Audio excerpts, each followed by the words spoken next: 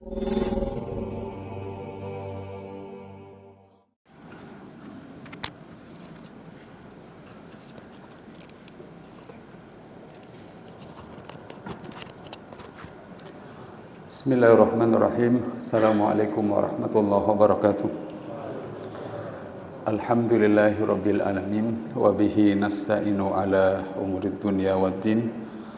Wassalatu wassalamu ala asrafil anbiya'i wal mursalin Nabiina Muhammadin wa ala alihi wa sahbihi wa sallim wa barik ajmain. Qala Allah ta'ala fi kitabil karim. A'udhu billahi minasyaitonir rajim. Bismillahirrahmanirrahim. Wa la tufsidul arda ba'da islahiha wad'uhu khawfan wa tama'a inna rahmatallahi qaribun minal muhsinin. Sadaqallahul adzim. Jamaah salat Isya dan salat tarawih Masjid An-Nur yang dirahmati Allah Subhanahu wa taala. Di antara salah satu kebiasaan salah satu imam Masjid Nabawi, Masjid Nabi di Madinah, saya merasakan langsung pada waktu bersama keluarga umroh pada tahun 2019 jamaah sekalian. Jadi imam Masjid Nabawi itu punya penerjemah bahasa berasal dari negara-negara Islam. Dari Indonesia sendiri, dari India sendiri, dari Pakistan sendiri, dan beberapa negara-negara yang lain yang tidak menggunakan bahasa Arab. Kepentingannya adalah agar beliau bisa berkomunikasi dengan jamaah-jamaah dari negara-negara tersebut jamaah sekalian.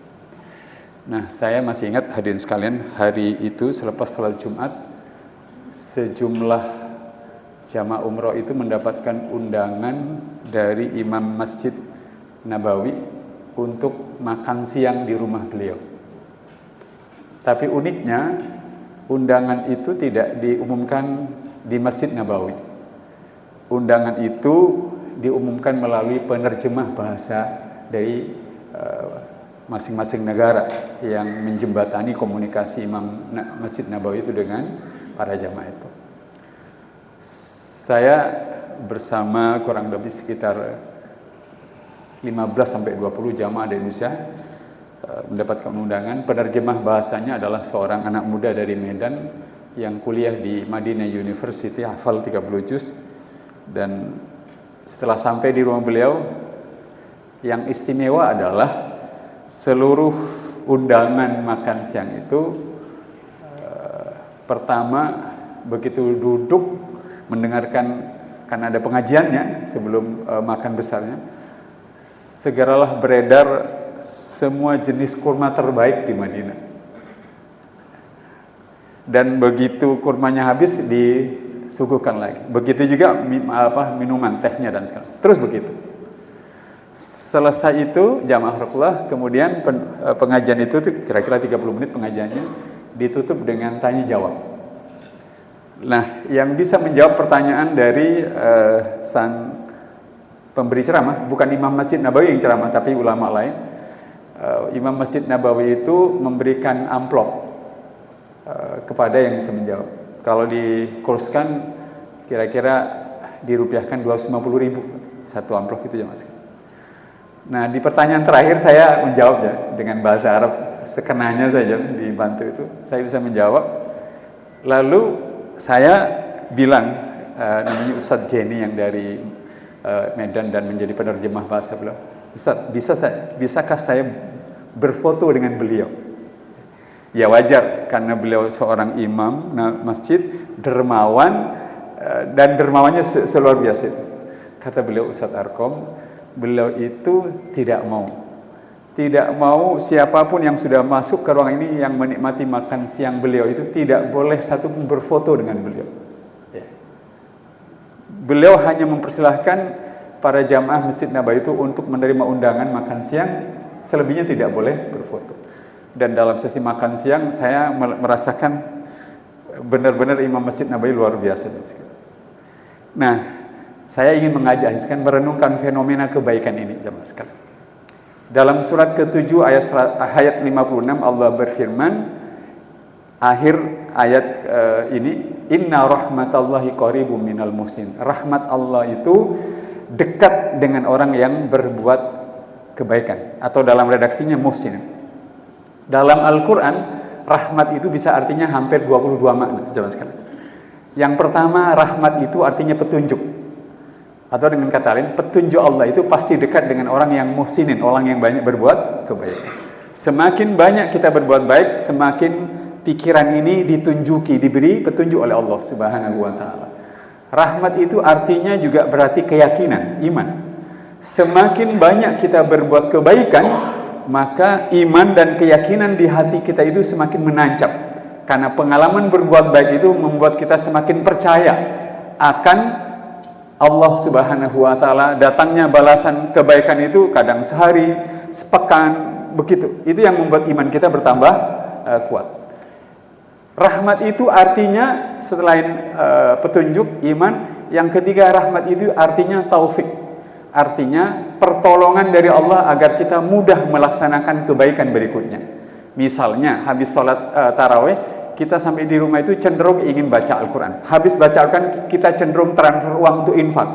Itu rentetan yang hanya mungkin terjadi karena kebaikan-kebaikan yang kita kerjakan itu diberi pertolongan oleh Allah untuk mudah melaksanakan kebaikan berikutnya. Itu artinya rahmat.